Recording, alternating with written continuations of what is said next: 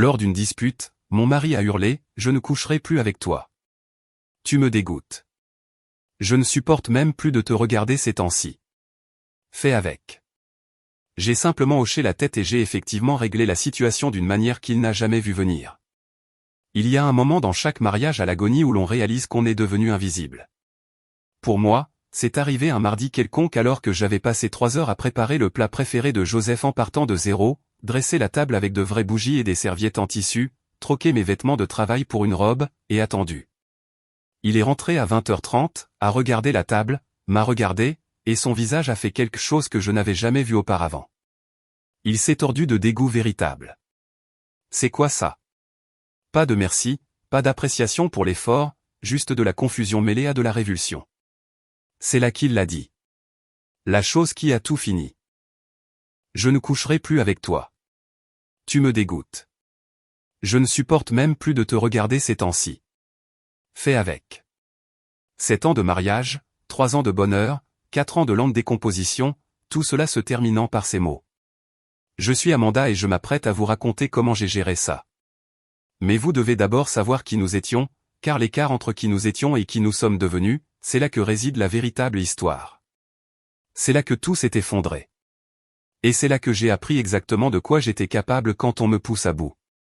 J'ai 34 ans, je suis graphiste et je travaille depuis notre étroit appartement de 2 chambres en ville. Joseph a 36 ans, il est responsable de compte dans une entreprise de taille moyenne au centre-ville. Le genre d'endroit où tout le monde porte une tenue décontractée chic et fait semblant que le café de la salle de pause est buvable. Il est bon dans son travail, pour amadouer les clients, conclure des affaires, rendre les feuilles de calcul impressionnantes lors des présentations. Quand nous avons commencé, nous étions des personnes différentes. De meilleures personnes, peut-être. Ou peut-être juste des gens qui n'avaient pas encore appris à se blesser mutuellement.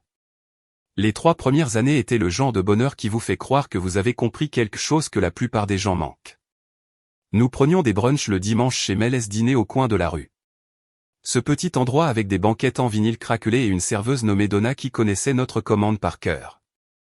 Nous restions assis là pendant des heures à partager une pile de pancakes, lui prenant les 2 du dessus, moi les 2 du dessous, nous disputant sur les indices de mots croisés pendant que notre café refroidissait.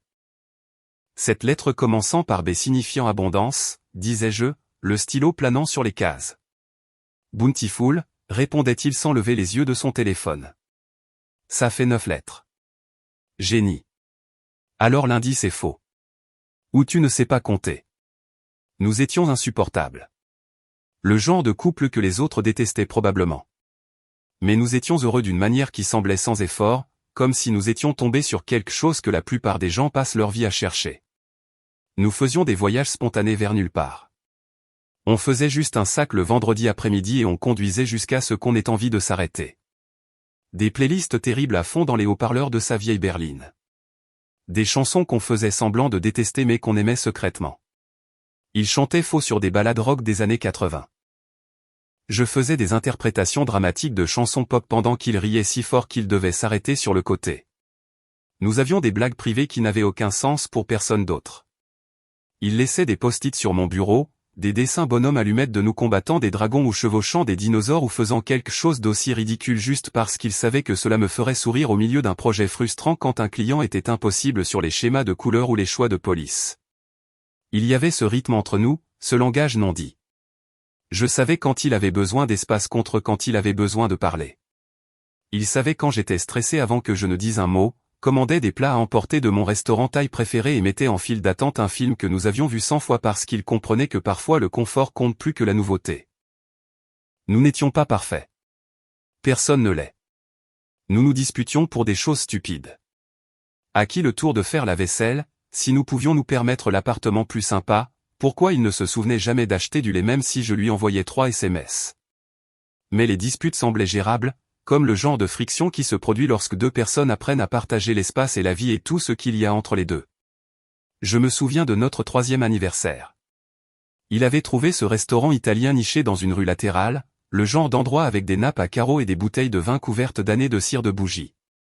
Nous étions assis à une petite table près du fond, assez proche pour que nos genoux se touchent en dessous. Le serveur a fait une blague sur le fait que la carbonara était si bonne qu'elle devrait être illégale, et Joseph a ri. Ce rire vrai et authentique qui plissait ses yeux au coin. Je l'ai regardé à travers cette table et j'ai pensé, j'ai trouvé. J'ai déchiffré le code pour faire fonctionner un mariage. Cette pensée me hante maintenant. L'arrogance de cela, la certitude naïve que l'amour suffisait, que les bonnes intentions pouvaient nous porter à travers n'importe quoi. Parce que quelque part entre la 3e et la 4e année, les choses ont commencé à changer. De petits changements au début, le genre dont vous pouvez vous convaincre qu'ils sont des ajustements normaux, l'installation naturelle qui se produit lorsque la phase de lune de miel se termine et que la vraie vie prend le dessus. Joseph a cessé de me toucher nonchalamment. Plus de mains dans le bas de mon dos quand il passait derrière moi dans la cuisine. Plus de rapprochements sur le canapé pendant les films. Plus de touches distraites. Des doigts effleurant mon bras pendant la conversation. Une main trouvant la mienne pendant que nous marchions dans la rue. La distance physique semblait petite au début. Négligeable. Je me disais que nous devenions juste à l'aise, que chaque moment n'avait pas besoin d'être rempli d'affection. C'est à ça que ressemblent les relations à long terme, non? Confortable, facile, moins urgent que ces premiers jours où vous ne pouvez pas garder vos mains l'un hors de l'autre. Puis il a cessé de demander comment s'était passée ma journée. Je lui parlais de l'obtention d'un nouveau client ou de la gestion de quelqu'un qui changeait d'avis sur chaque élément de conception, et il hochait la tête les yeux rivés sur son téléphone. Je suis rentré. C'est super, bébé. Mais il n'écoutait pas. Je pouvais le voir à la façon dont ses pouces continuaient de défiler, comment son expression ne changeait jamais, comment il ne posait jamais de questions de suivi. Il a cessé de partager des histoires de travail aussi. Nous avions l'habitude de décompresser ensemble. Lui se plaignant de clients impossibles ou de la politique de bureau, moi offrant une perspective ou étant juste une caisse de résonance. Cela a cessé. Quand je demandais comment s'était passée sa journée, il disait le bien ou toujours la même chose. Et la conversation mourait là. Les silences entre nous sont devenus plus longs, plus lourds. Nous étions assis dans la même pièce, et on avait l'impression d'être à des kilomètres l'un de l'autre. À la 5e année, il restait tard au bureau 3, 4, parfois 5 soirs par semaine, rentrant vers 21h au lieu de 18h. Je préparais le dîner, dressais sa portion, la laissais au micro-ondes. Quand il franchissait enfin la porte, il la réchauffait et mangeait à la table de la cuisine avec son ordinateur portable ouvert, goûtant à peine ce que j'avais passé 1 heure à préparer. Je trouvais des excuses, me disais qu'il travaillait pour une promotion, que c'était temporaire, que tous les mariages traversent des phases où le travail prend la priorité et qu'il faut juste faire le dos rond. Les articles que je lisais en ligne disaient tous la même chose. Les relations à long terme nécessitent de la patience, de la compréhension, de traverser les périodes difficiles. Alors, j'ai attendu. J'ai été patiente. J'ai compris. Et les choses ont empiré. À la 6e année, nous n'étions plus un couple. Nous étions 2 personnes qui partageaient une adresse et un bail et rien d'autre qui comptait. Joseph a converti notre 2e chambre en son bureau. Y a installé un bureau, un classeur, une petite télé. A dit qu'il avait besoin d'un espace de travail dédié puisqu'il prenait des projets supplémentaires. Ça avait du sens à l'époque.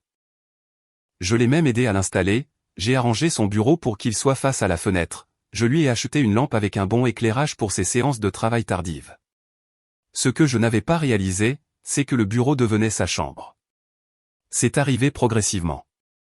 D'abord, c'était juste des nuits occasionnelles où il s'endormait à son bureau et ne prenait pas la peine de bouger vers notre chambre. Puis, c'était des nuits où il prétendait avoir des appels tôt le matin et ne voulait pas me réveiller. Puis, des nuits où il disait qu'il devait finir de travailler tard et ne voulait pas me déranger quand il venait enfin se coucher. Finalement, il n'y avait plus d'excuses. Il dormait juste là chaque nuit. La porte entre nous fermée et verrouillée.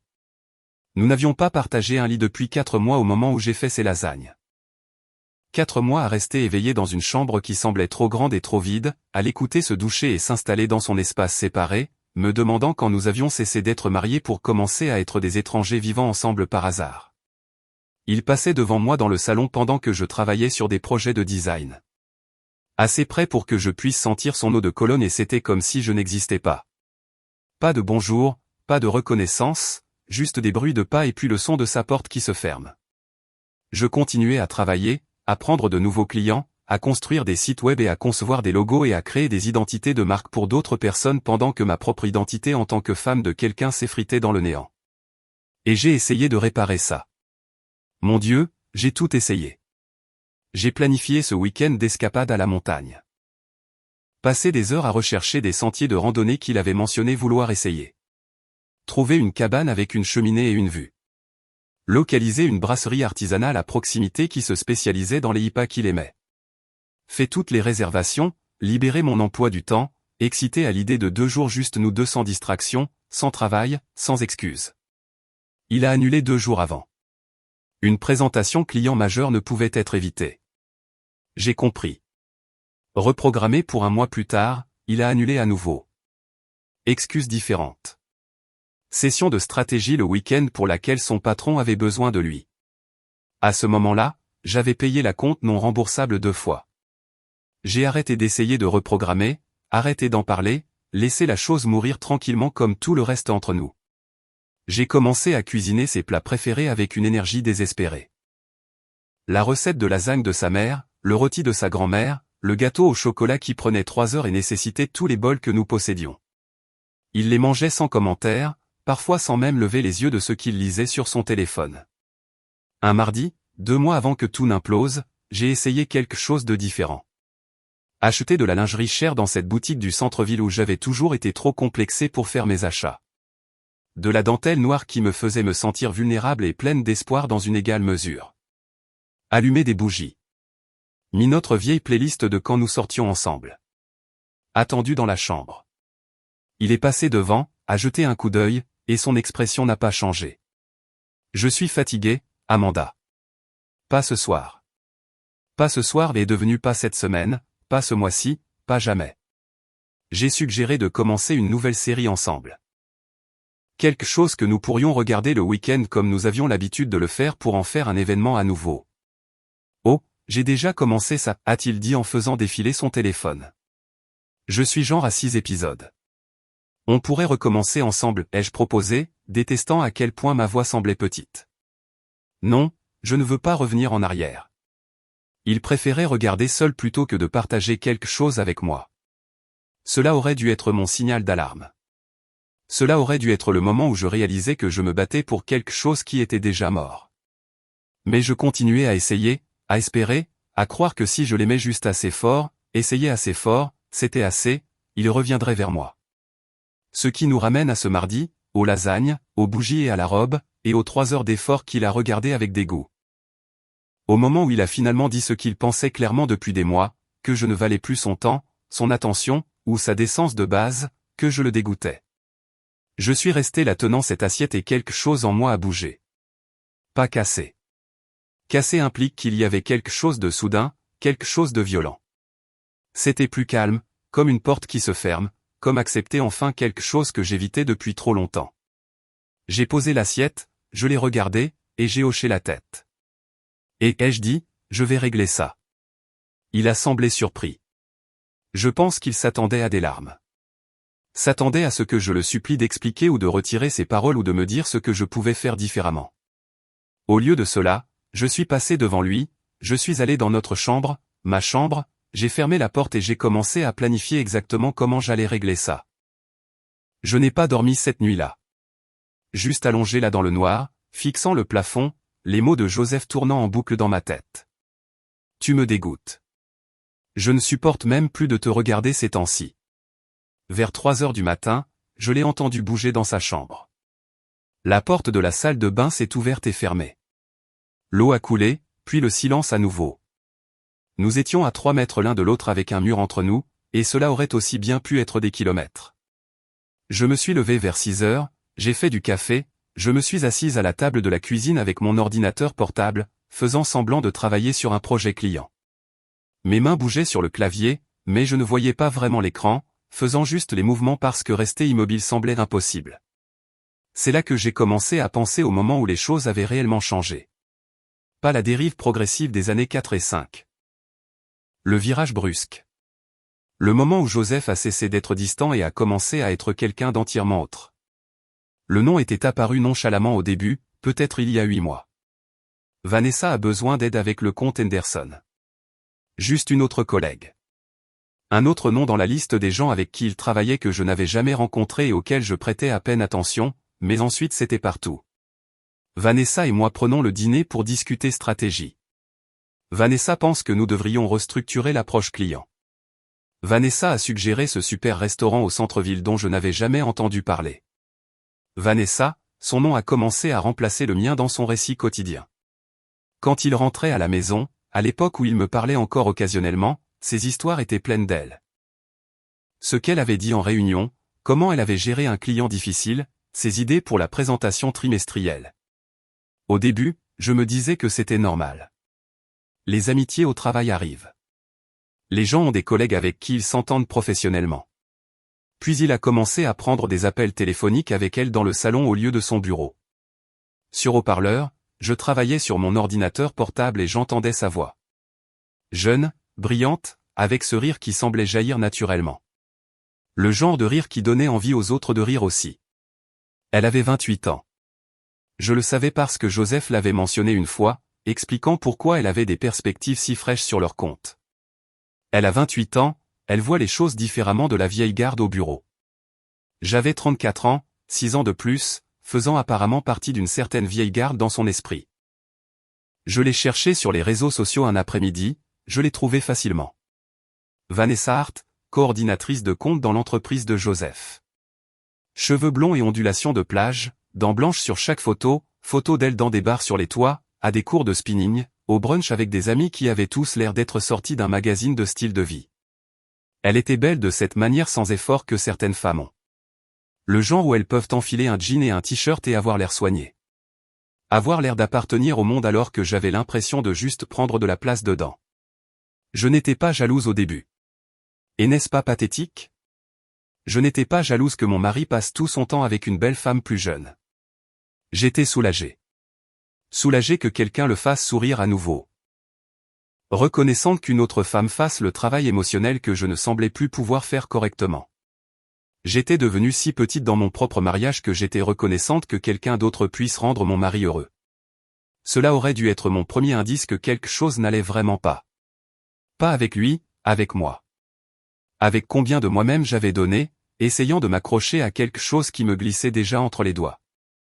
Les changements chez Joseph ont commencé à peu près au même moment où le nom de Vanessa est devenu une présence constante. 6 mois avant ce mardi soir dans la cuisine, il a commencé à devenir quelqu'un que je ne reconnaissais pas. De nouveaux vêtements sont apparus dans son placard. Des chemises de créateur dans des couleurs qu'il n'avait jamais portées auparavant.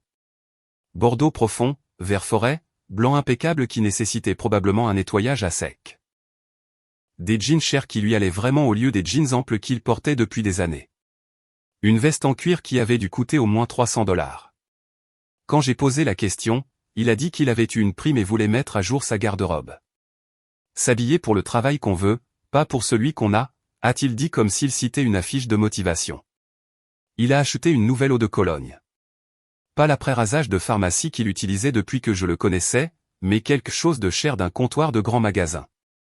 Ça sentait le cèdre et quelque chose d'autre que je ne pouvais pas placer. Sophistiqué, rien à voir avec le Joseph que j'avais épousé.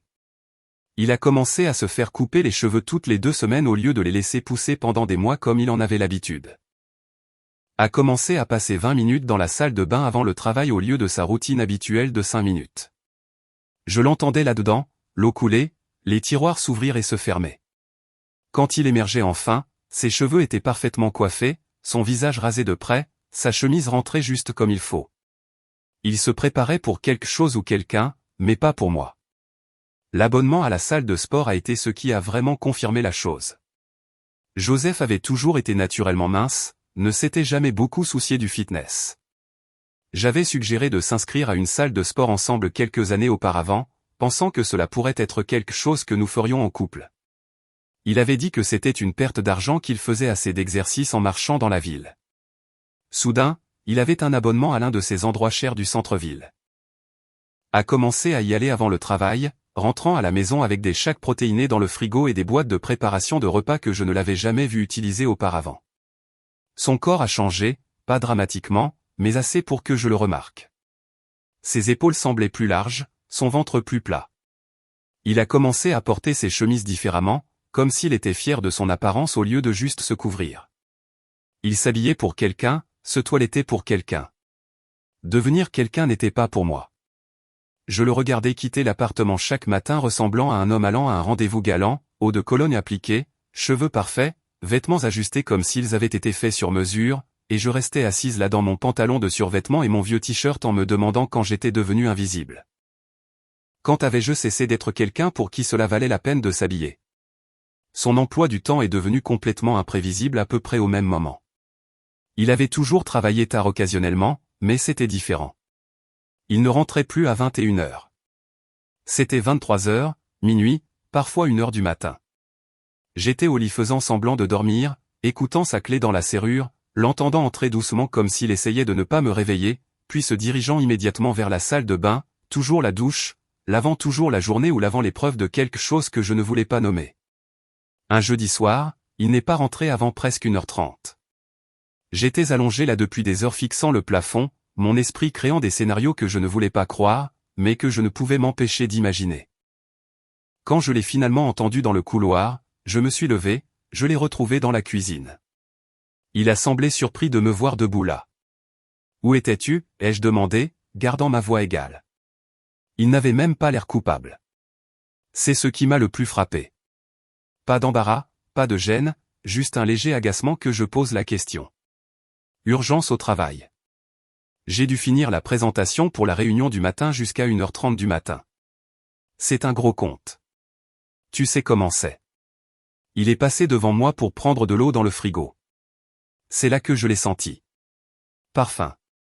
Pas le mien. Pas une odeur que je possédais. Quelque chose de floral et cher. Tu sens le parfum, ai-je dit. Il a pris une longue gorgée d'eau. Probablement de quelqu'un au bureau. La salle de conférence devient étouffante. Les gens portent des parfums forts. À 1h30 du matin, nous avons commandé le dîner. Vanessa portait le truc qui me donnait mal à la tête. Honnêtement, j'avais hâte de sortir de là. Vanessa, bien sûr, c'était Vanessa. Explication raisonnable. Les salles de conférence deviennent étouffantes. Les gens portent des parfums forts. Les sessions de travail tardives arrivent quand de gros comptes sont en jeu. Je voulais le croire. Mon Dieu, je voulais tellement le croire que je me suis laissé ignorer la façon dont il ne rencontrait pas mes yeux. Laissé ignorer qu'il s'était douché à la seconde où il était rentré. Laissé ignorer chaque instinct, hurlant que quelque chose n'allait pas et ai-je dit. Je retourne au lit. Je suis passé devant lui, je suis retourné dans notre lit, mon lit, et j'ai écouté sa douche pour la deuxième fois cette nuit-là. Le lendemain matin, j'ai appelé Rebecca. Attendu que Joseph parte travailler, puis composé le numéro de ma sœur avec des mains tremblantes. Elle a répondu à la 3e sonnerie. Et, quoi de neuf? Tu es occupé? Quelque chose dans ma voix l'a fait faire une pause. Non, parle-moi. Alors je l'ai fait. Je lui ai tout dit. La distance qui grandissait depuis des années. Les nuits tardives. Le nom de Vanessa constamment dans sa bouche. La façon dont il s'était transformé. Le parfum sur ses vêtements à 1h du matin avec une explication qui était techniquement raisonnable mais semblait fausse. Quand j'ai fini, il y a eu un long silence à l'autre bout. Amanda, dit finalement Rebecca, sa voix prudente. Il est soit déjà en train de tromper, soit sur le point de le faire. Tu ne sais pas ça. Il pourrait y avoir. Arrête. Elle m'a coupé. Arrête de lui trouver des excuses. Arrête de trouver des explications raisonnables pour un comportement déraisonnable. Tu ne sautes pas aux conclusions. Tu atterris enfin là où les preuves pointent depuis des mois. J'étais assise sur le canapé, le téléphone pressé contre mon oreille, sentant quelque chose se fissurer dans ma poitrine. Qu'est-ce que je suis censé faire? Ma voix est sortie petite, brisée. Qu'est-ce que tu veux faire? Je ne savais pas comment répondre à cela. Une partie de moi voulait encore sauver le mariage. Croyais encore que si j'essayais juste plus fort, aimais mieux, paraissais plus jolie, cuisinais de meilleurs repas, m'habillais plus, perdais du poids, devenais plus intéressante.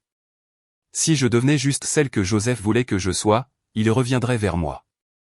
L'autre partie, la partie qu'on avait peur de reconnaître savait que Rebecca avait raison. Je ne sais pas, ai-je admis. Alors commence à faire attention, a dit Rebecca. Arrête d'ignorer ce qui est juste devant toi. Et quand tu seras prête à l'affronter, appelle-moi. Je t'aiderai. Nous avons dit au revoir. Je suis resté assise sur le canapé avec mon téléphone sur les genoux, fixant le mur où Joseph et moi avions accroché nos photos de mariage il y a 3 ans. Nous avions l'air si jeunes sur ces photos, si heureux, si complètement inconscients de la façon dont les choses allaient tourner. J'ai pensé à Vanessa, 28 ans, blonde, belle, tout ce que je n'étais plus. Et j'ai pensé à Joseph rentrant à 1h30 du matin sentant son parfum avec des explications qui étaient juste assez plausibles pour se cacher derrière. Les mots de Rebecca résonnaient dans ma tête. Arrête d'ignorer ce qui est juste devant toi. Je l'ignorais depuis des mois, peut-être plus longtemps, trouvant des excuses, trouvant des explications raisonnables, me convainquant que mon mari n'était pas capable de me trahir comme ça. Mais la vérité était assise là bien en vue. Et j'avais choisi de ne pas la voir parce que la voir signifiait l'affronter. Signifiait accepter que mon mariage n'était pas juste en train de mourir. Il était peut-être déjà mort. Et que quoi qu'il arrive ensuite, cela allait faire plus mal que tout ce que j'avais ressenti jusqu'à présent. J'ai passé le reste de ce week-end dans un brouillard. Joseph est resté dans sa chambre la majeure partie du samedi et du dimanche, n'émergeant que pour manger ou pour quitter complètement l'appartement. Nous ne nous sommes pas parlé, ne nous sommes pas reconnus. Le silence avait du poids maintenant, lourd et étouffant. Lundi est venu et est reparti. Puis mardi matin est arrivé, et je me suis réveillé avec une étrange sorte de clarté. Peut-être était-ce l'épuisement. Je ne dormais pas bien depuis des semaines. Peut-être était-ce le désespoir, mais j'ai décidé d'essayer une fois de plus. Une dernière tentative pour l'atteindre avant d'accepter ce que Rebecca me disait. J'ai passé l'après-midi à faire des lasagnes maison. Son plat préféré absolu, la recette que sa mère m'avait donnée au cours de notre première année de mariage. Écrite à la main sur une fiche qui était maintenant tachée et usée par l'usage. Je l'avais faite des douzaines de fois au fil des ans pour son anniversaire, pour des célébrations, pour des mardis au hasard quand je voulais juste le rendre heureux. J'ai dressé la table avec de vrais sets de table et des serviettes en tissu, pas les serviettes en papier que nous utilisions depuis des mois. Trouvé les bougies que nous avions reçues en cadeau de mariage et jamais utilisées. Les ai allumées même si cela semblait ridicule, même si une partie de moi savait que c'était inutile. J'ai changé mon pantalon de survêtement pour une robe. Rien de chic, juste une simple robe bleu marine que je portais pour les soirées en amoureux à l'époque où nous avions des soirées en amoureux. Mis du maquillage pour la première fois depuis des semaines. Mascara, rouge à lèvres, essayer de ressembler à la femme qu'il avait épousée au lieu du fantôme que j'étais devenu. Quand je me suis regardé dans le miroir, je me suis à peine reconnu. Pas parce que j'avais l'air bien. Je n'avais pas vraiment l'air bien. J'avais l'air de quelqu'un qui essayait trop fort, quelqu'un de désespéré. Mais j'avais dépassé le stade de l'orgueil. Joseph est rentré vers 20h. J'ai entendu sa clé dans la serrure, entendu ses pas dans le couloir. J'étais debout dans la cuisine quand il est apparu dans l'embrasure de la porte. Il s'est arrêté, a regardé la table que j'avais dressée avec ses bougies et ses sets de table, m'a regardé debout là en robe et maquillage, et quelque chose a changé dans son expression. Pas de chaleur, pas d'appréciation, pas même de surprise, quelque chose de laid. Son visage s'est tordu avec ce que je ne peux décrire que comme du mépris. Comme si la vue de mon effort le repoussait physiquement. « C'est quoi ça ?» a-t-il demandé. Pas « ça a l'air sympa » ou « quelle est l'occasion » ou même un autre « qu'est-ce qui se passe ?» Juste « c'est quoi ça » avec un ton qui m'a fait tomber l'estomac. Le dîner, ai-je dit en essayant de garder ma voix stable. J'ai fait ton préféré. Les lasagnes de ta mère ? Il a ri. C'était amer et tranchant comme une gifle au visage. Tu penses que des lasagnes vont arranger ça ? Je ne comprenais pas arranger quoi ? Joseph, j'essaie juste d'essayer de quoi ? Me culpabiliser pour prétendre que tout va bien. J'ai senti quelque chose craquer dans ma poitrine. Je n'essaie pas de te culpabiliser. J'essaie de dîner avec mon mari. J'essaie d'essayer de quoi ? Il a fait un pas de plus dans la cuisine. Nous sauver. Il n'y a rien à sauver, Amanda. De quoi tu parles ? Qu'est-ce que j'ai fait de mal ? Sa mâchoire s'est serrée. Qu'est-ce que tu as fait de mal ?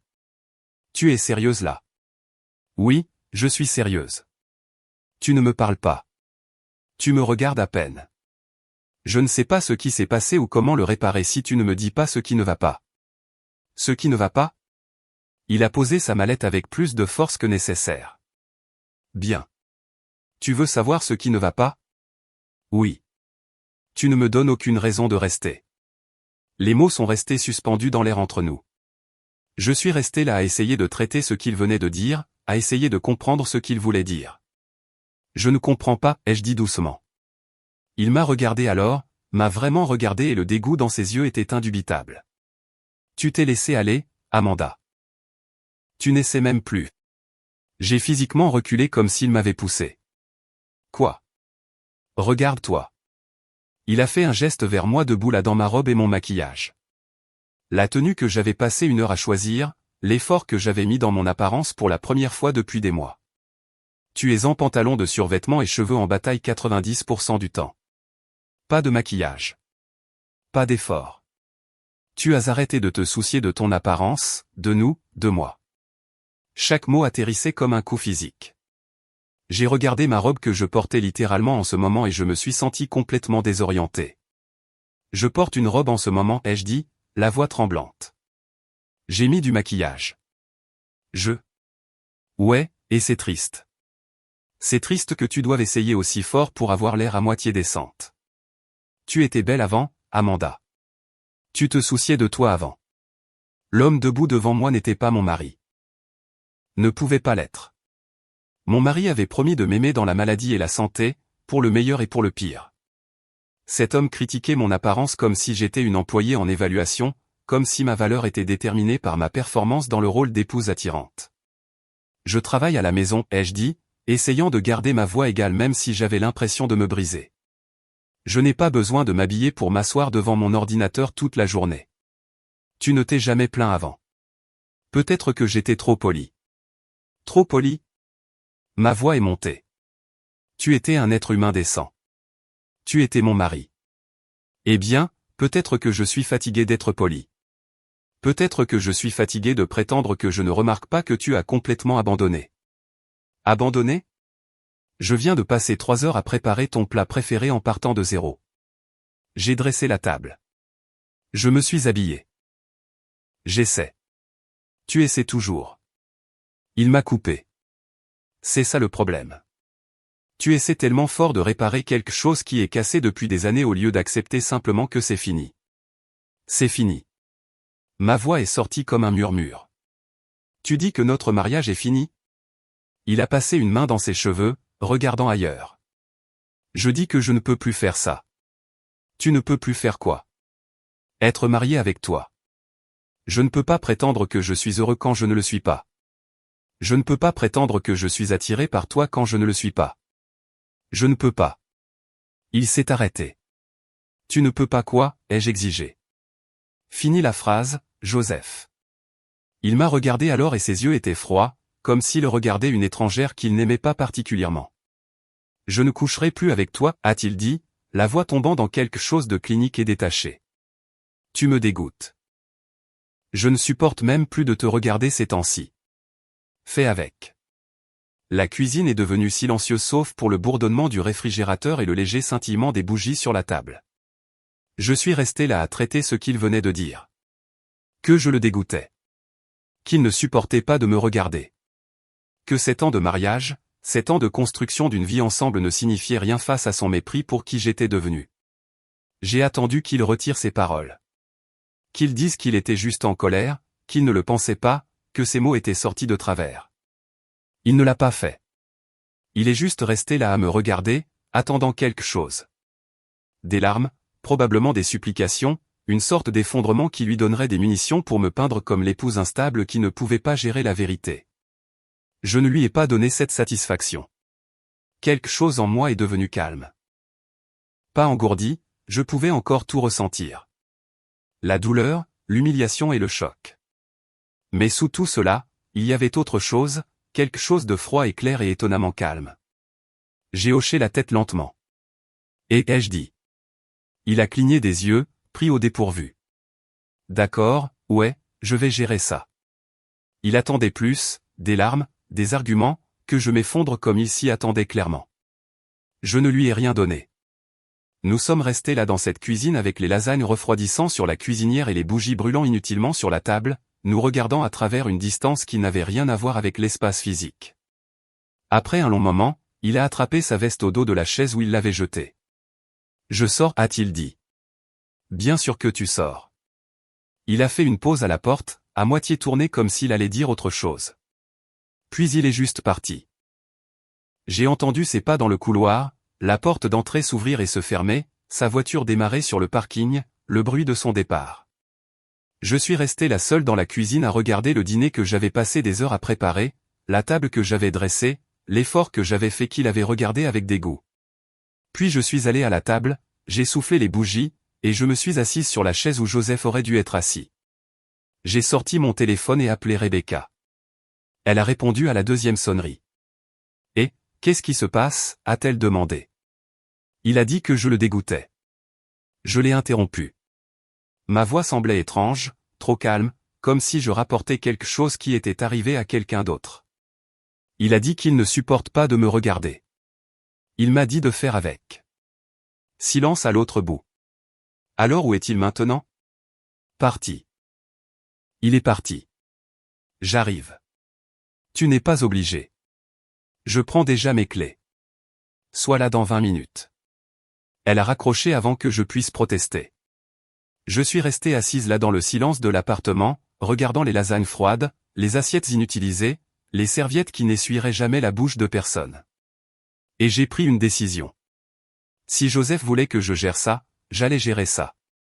Me protéger, tout documenter, découvrir la vérité sur lui et Vanessa, et je ferai en sorte qu'il regrette chaque mot qu'il venait de me dire. Rebecca est arrivée 18 minutes plus tard avec 2 grands cafés et un air de sombre détermination. « Raconte-moi tout » a-t-elle dit en posant le café devant moi. Alors, je l'ai fait. Chaque mot qu'il avait dit. Chaque once de cruauté. La façon dont il m'avait regardé comme si j'étais quelque chose qu'il avait trouvé sous sa chaussure. Quand j'ai fini, Rebecca ne m'a pas dit que ça irait. N'a pas dit qu'il ne le pensait pas ou que tous les mariages traversent des moments difficiles. Au lieu de cela, elle a demandé « Qu'est-ce que tu vas faire ?» J'ai pris une gorgée de café. C'était encore trop chaud, ça m'a brûlé la langue, mais je m'en fichais. Je vais me protéger, ai-je dit. Et je vais faire en sorte qu'il regrette chaque mot qu'il vient de dire. Rebecca a fouillé dans son sac à main et a sorti une carte de visite. Patricia Stone, a-t-elle dit en la glissant sur la table. C'était mon avocate pour le divorce. Elle est chère, mais elle est impitoyable et elle gagne. J'ai pris la carte, regardé le nom en relief et le numéro de téléphone. Appelle-la demain, a dit Rebecca. Raconte-lui tout et quoi que tu fasses, ne laisse pas savoir à Joseph que tu planifies quoi que ce soit. Pas encore. J'ai hoché la tête, glissant la carte dans ma poche. Nous sommes restés assises là dans ma cuisine à boire du café trop chaud, ne disant pas grand-chose, existant juste dans les décombres de ce qu'était devenu mon mariage. Et j'ai commencé à planifier exactement comment j'allais gérer ça. Rebecca est restée jusqu'à presque minuit. Nous étions assises à la table de la cuisine buvant du café qui avait depuis longtemps refroidi, planifiant mes prochains mouvements comme si nous élaborions une stratégie militaire au lieu de la fin de mon mariage. Première chose demain, appelle Patricia, a-t-elle dit pour la 3e fois. N'attends pas. Ne remets pas en question. Appelle-la juste. Je le ferai. Et ne dis rien à Joseph. Pas que tu parles à un avocat. Pas que tu planifies quoi que ce soit. Agis normalement. J'ai presque ri à ça. Normal, hein? Comme si je savais ce que c'est encore. Après le départ de Rebecca, je suis resté assise seule dans l'appartement à écouter le silence. Joseph n'était toujours pas rentré. Il était plus de minuit un mercredi. Aucune urgence de travail ne dure jusqu'à minuit un mercredi. Je me suis levé et j'ai marché jusqu'au classeur dans le coin du salon. Nous y gardions tous nos documents importants. Certificat de naissance, carte de sécurité sociale, papier d'assurance, et notre contrat de mariage.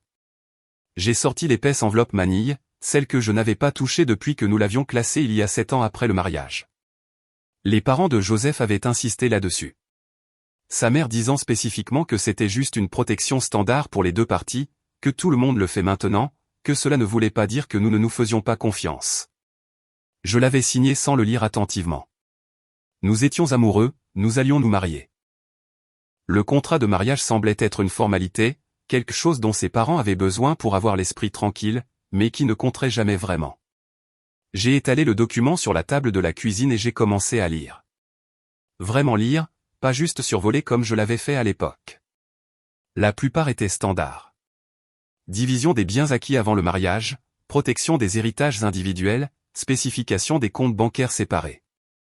Mais ensuite je l'ai trouvé à la page 7 dans un langage qui était étonnamment clair pour un document juridique. Une clause d'infidélité. Si l'une des parties pouvait prouver que l'autre avait été infidèle pendant le mariage, la partie infidèle perdrait tous ses droits au bien commun. Elle repartirait avec seulement ce qui était individuellement à elle avant le mariage. Pas de partage des comptes conjoints, pas de pension alimentaire, rien. Je l'ai lu 3 fois pour m'assurer que je comprenais correctement. Puis j'ai pris une photo avec mon téléphone et l'ai envoyée par SMS à Rebecca. Même s'il était presque 1h du matin, elle a répondu dans les 30 secondes. C'est de l'or. Maintenant tu as juste besoin de preuves. Je suis restée assise là dans l'appartement calme, le document entre les mains, et j'ai senti quelque chose bouger. Les parents de Joseph avaient voulu protéger leur fils d'une hypothétique croqueuse de diamants. Au lieu de cela, ils m'avaient accidentellement donné l'arme dont j'avais besoin pour me protéger de lui. L'ironie ne m'a pas échappé. L'opportunité non plus. J'ai appelé Patricia Stone le lendemain matin à 9h précise. Son assistante m'a passé après une brève attente. C'est Patricia. Sa voix était professionnelle, efficace. Je m'appelle Amanda Parker. Ma sœur Rebecca a fait appel à vous pour son divorce. Elle m'a donné votre numéro. La sœur de Rebecca Hartley. Oui. Que puis-je faire pour vous? Je lui ai tout raconté. La distance, le mépris, les soupçons sur Vanessa, les mots cruels d'il y a 2 nuits. Elle a écouté sans interrompre, ce que j'ai apprécié. Avez-vous un contrat de mariage? A-t-elle demandé quand j'ai fini. Oui. Avec une clause d'infidélité. Bien. Procurez-moi une copie et commencez à tout documenter. Nuit tardive, dépenses inhabituelles, toute preuve d'infidélité, email, SMS, données de localisation si vous pouvez les obtenir. Plus vous avez de preuves, plus votre dossier est solide. Comment puis-je obtenir ce genre de preuves sans enfreindre la loi? Compte conjoint, appareil partagé, tout ce qui est techniquement à vos 2 noms. C'est autorisé. Ne piratez pas son téléphone personnel ou son email. Mais s'il est négligent et laisse des choses déverrouillées, c'est son problème, pas le vôtre. Nous avons parlé pendant encore 20 minutes de stratégie, de délai, de coût. Elle était chère. $1 400 de l'heure avec une provision de $10 000. Mais Rebecca avait eu raison. Patricia en valait la peine. Après avoir raccroché, j'ai ouvert nos relevés de cartes de crédit en ligne, le compte conjoint auquel je n'avais jamais prêté beaucoup d'attention parce que Joseph s'occupait toujours des factures. J'ai commencé à passer en revue les frais méthodiquement, mois par mois, à la recherche de modèles, et je les ai trouvés. Dîner chez Marcos, un endroit italien haut de gamme au centre-ville, $187. Je n'y étais jamais allé. Quand j'ai vérifié la date, c'était un jeudi soir où Joseph m'avait envoyé un SMS disant qu'il travaillerait tard. Frais d'hôtel. The Whitmore, un hôtel boutique dans le quartier des affaires. $295 pour une nuit. La date était il y a 3 semaines. La même nuit où il avait prétendu avoir une réunion client tôt le matin à l'autre bout de la ville et qu'il était plus logique de rester plus près. Un autre restaurant. Un autre hôtel. Des fleurs d'un fleuriste cher. $120. Je n'avais jamais reçu de fleurs. Puis j'ai trouvé celui qui m'a retourné l'estomac. Tiffany S. $847. Daté d'il y a 2 semaines. Je n'avais jamais rien reçu de chez Tiffany S. J'ai fait des captures d'écran de tout. Je les ai organisés par date dans un dossier sur mon ordinateur portable, nommé Documents fiscaux 2023 parce que Joseph ne penserait jamais à ouvrir quelque chose d'aussi ennuyeux. Chaque reçu racontait une histoire. Chaque reçu était une preuve. Chaque mensonge était une preuve documentée qui soutiendrait la clause d'infidélité. Je n'étais plus en colère. Ou peut-être que je l'étais, mais c'était une colère froide maintenant. Contrôlée, méthodique. La colère est désordonnée. Les preuves sont propres. C'est là que j'ai remarqué la tablette. Notre tablette commune que Joseph utilisait pour ses emails professionnels. Il l'avait laissée sur le comptoir de la cuisine ce matin-là, et quand je l'ai prise pour la déplacer, j'ai réalisé qu'il ne l'avait pas verrouillée. Je suis resté là à la tenir, pensant à ce que Patricia avait dit. Les appareils partagés sont autorisés. J'ai ouvert le navigateur et cherché des applications de suivi. J'en ai trouvé une qui avait de bonnes critiques, prétendait être indétectable, et pouvait refléter les SMS et les données de localisation sur un autre appareil. Il a fallu moins de 5 minutes pour l'installer et la synchroniser avec mon téléphone. Je me sentais coupable de le faire, comme si je violais sa vie privée, franchissais une ligne que je ne pouvais pas effacer. Mais ensuite j'ai pensé aux hôtels et aux bijoux et au rire de Vanessa venant de son haut-parleur pendant que j'étais assise invisible dans la pièce d'à accent grave côté. Il avait franchi la ligne le premier. J'ai reposé la tablette là où il l'avait laissée et je me suis remise au travail sur un design de logo pour un client. J'ai essayé de me concentrer sur les schémas de couleurs et les choix de police pendant que mon téléphone était posé à côté de moi, synchronisant les données des messages de Joseph. En 24 heures, j'avais tout ce dont j'avais besoin. SMS à Vanessa envoyé à 14h47 un mardi. Hâte d'être à ce week-end. Juste toi et moi. Pas d'interruption. Un autre à 23h23 un mercredi. Elle n'en a aucune idée. Et honnêtement, je m'en fiche si elle le découvre maintenant. J'ai fini de faire semblant. Et celui qui a fait le plus mal envoyé à 16h15 un jeudi. Tu es tout ce qu'elle n'est pas. Belle, excitante, vivante. J'aurais dû la quitter il y a des mois, j'attendais juste le bon moment. Les données de localisation montraient exactement ce que je soupçonnais. Joseph avait été à une adresse dans le Pearl District, l'appartement de Vanessa, j'ai confirmé avec une recherche rapide. 3 nuits par semaine depuis 2 mois. Toujours les nuits où il prétendait travailler tard. J'étais assise sur notre canapé à lire des messages où mon mari me décrivait comme un fardeau, comme quelqu'un avec qui il était coincé, comme l'obstacle entre lui et son bonheur avec quelqu'un de plus jeune, plus jolie, plus excitante. Chaque message était comme une petite coupure. Individuellement, ils piquaient. Ensemble, ils étaient dévastateurs. Mais je n'ai pas pleuré, je ne me suis pas effondré, j'ai juste tout sauvegardé sur 3 services cloud différents, et ajouté au dossier de preuve. L'étape suivante était de me protéger financièrement. Je suis allé dans une banque différente à l'autre bout de la ville, une où Joseph n'entrerait jamais par hasard, et j'ai ouvert un nouveau compte juste à mon nom. J'ai dit au banquier que je prévoyais des dépenses surprises et que je voulais les garder séparées. Puis j'ai commencé à transférer de l'argent de notre épargne commune. De petits montants, 1300 $ ici, 500 $ là. Rien d'assez important pour déclencher des alertes ou éveiller des soupçons immédiats, juste assez pour constituer un coussin pour ce qui allait suivre. En 2 semaines, j'avais 15 000 $ sécurisés dans un compte dont Joseph ignorait l'existence. J'ai aussi commencé à changer les mots de passe. Chaque service d'abonnement que je payais et que Joseph utilisait. Netflix, Hulu, Spotify, le service de livraison de kits repas, son abonnement à la salle de sport que je couvrais depuis des mois. Je les ai tous changés. Joseph l'a remarqué immédiatement.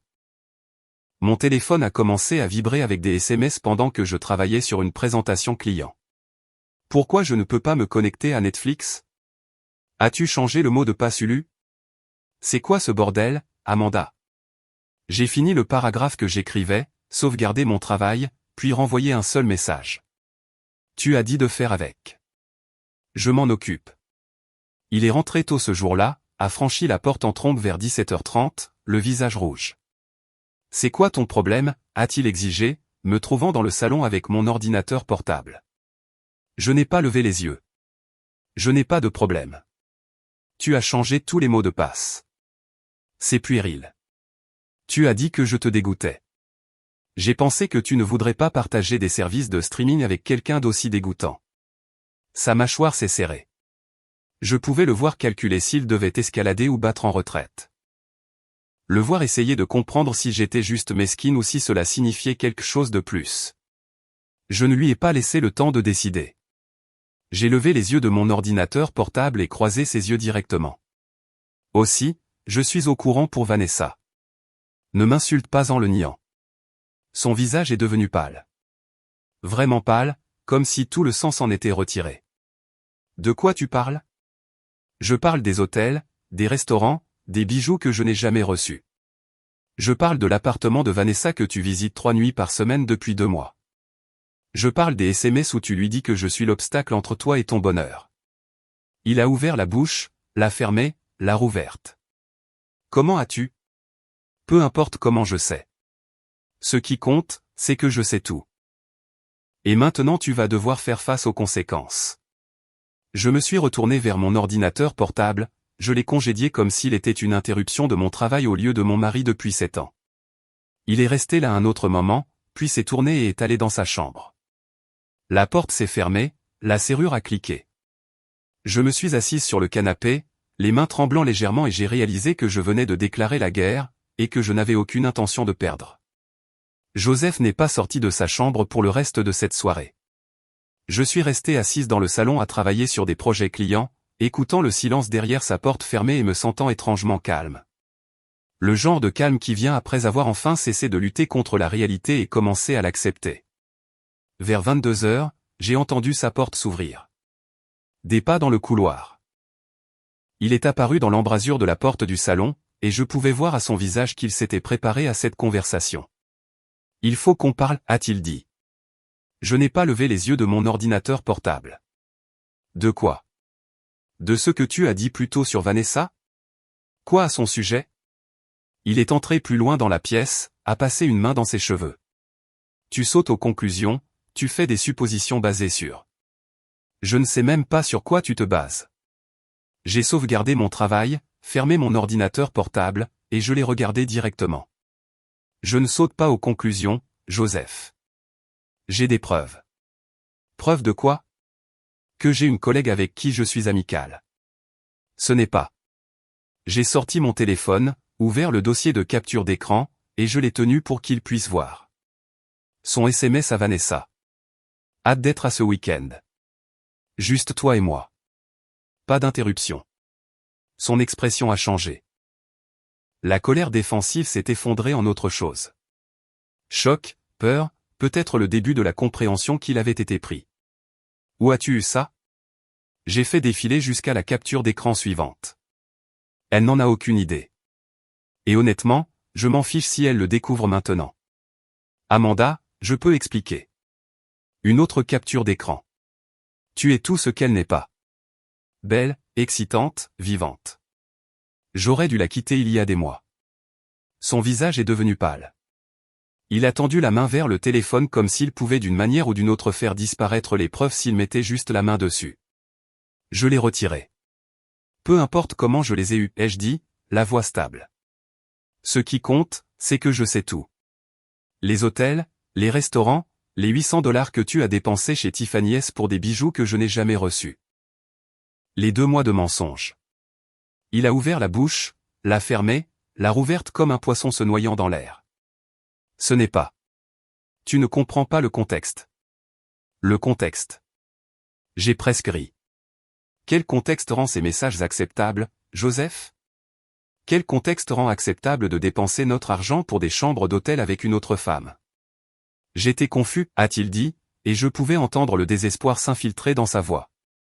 Le travail a été si stressant et toi et moi avions des problèmes et Vanessa était juste là quand j'avais besoin de quelqu'un. Alors, c'est de ma faute. Je me suis levé. Tu m'as trompé parce que je n'étais pas assez disponible parce que je n'étais pas quoi que ce soit que Vanessa est. Non, ce n'est pas ce que je dis. Alors qu'est-ce que tu dis? Il m'a regardé et je pouvais le voir essayer de comprendre quelle stratégie fonctionnerait. Le déni avait échoué. Maintenant il pivotait vers l'approche victime. J'ai fait une erreur, a-t-il dit doucement. J'étais en difficulté et j'ai fait une erreur stupide. Mais nous pouvons réparer ça. Nous pouvons aller en thérapie, travailler là-dessus. Les gens survivent aux liaisons tout le temps. Tu m'as dit que je te dégoûtais. Je l'ai interrompu. Il y a 3 jours, tu étais debout dans notre cuisine et tu m'as dit que tu ne supportais même plus de me regarder. Ce n'étaient pas les mots de quelqu'un qui a fait une erreur. C'étaient les mots de quelqu'un qui a décroché depuis des mois et qui attendait juste le bon moment pour rendre ça officiel. J'étais en colère. Je ne le pensais pas. Si, tu le pensais. Tu pensais chaque mot. Et honnêtement, je suis contente que tu l'aies finalement dit parce que maintenant je sais exactement où j'en suis. Il a fait un pas vers moi. Amanda, s'il te plaît. Nous sommes ensemble depuis 7 ans. Ça doit signifier quelque chose. Nous pouvons dépasser ça. Non, ai-je dit, nous ne pouvons pas parce que je ne veux pas. Les mots sont restés suspendus dans l'air entre nous. J'ai vu le moment où ils ont été enregistrés. Le moment où il a compris que je n'allais plus me battre pour ce mariage. Qu'est-ce que tu dis? Je dis que c'est fini. Tu voulais sortir, que tu sois assez courageux pour l'admettre ou non. Alors, je te donne ce que tu veux. Je n'ai jamais dit que je voulais sortir. Tu n'as pas eu à le faire. Tu l'as dit avec chaque nuit tardive, chaque mensonge, chaque SMS à Vanessa où tu décrivais combien elle est mieux que moi. Tu l'as dit quand tu m'as dit que je te dégoûtais. Il est resté silencieux un moment. Alors quoi? Tu vas juste jeter 7 ans? Je ne jette rien. Tu l'as déjà fait. Je ne fais que gérer ça comme tu m'as dit de le faire. J'ai pris mon ordinateur portable et je suis passé devant lui vers la chambre. Il a attrapé mon bras, pas fort, mais assez pour m'arrêter. Ne fais pas ça, a-t-il dit. J'ai baissé les yeux sur sa main sur mon bras, puis remonté vers son visage. Lâche-moi, il l'a fait immédiatement comme s'il avait été brûlé. C'est fini, Joseph. Accepte-le. Je suis allé dans la chambre et j'ai fermé la porte. Le lendemain matin, j'ai appelé Patricia avant même que Joseph ne soit réveillé. Je veux déposer la demande, ai-je dit quand elle a répondu. Êtes-vous sûr? Complètement. Alors venez aujourd'hui. J'aurai tout prêt. Je l'ai rencontré à son bureau à 10 heures. Immeuble professionnel au centre-ville, 14e étage, bureau d'angle avec fenêtre donnant sur la ville. Tout dans l'espace disait succès, compétences, contrôle. Patricia avait les papiers étalés sur sa table de conférence. Demande de divorce, division des biens basée sur la clause d'infidélité. Garde des enfants non applicables. Nous n'avions pas d'enfants. Calendrier pour quitter la résidence commune. Parcourez-le une fois de plus, a-t-elle dit. Assurez-vous de comprendre ce que vous signez. Elle a expliqué chaque section. Comment le contrat de mariage protégeait mes biens individuels et les siens. Comment la clause d'infidélité signifiait qu'il perdait ses droits sur tout ce que nous avions acquis conjointement pendant le mariage. Comment je garderais l'appartement puisque mon nom était sur le bail. Comment il prendrait sa voiture, ses effets personnels, ses comptes bancaires individuels. Vous vous en sortez indemne, a dit Patricia. Pas de pension alimentaire payée ou reçue. Pas de partage des biens communs. Il prend ce qui est à lui, vous prenez ce qui est à vous. J'étais assise là avec le stylo à la main, pensant à 7 ans de mariage. Les bonnes années où nous avions été heureux. La lente décomposition quand tout a commencé à s'effondrer.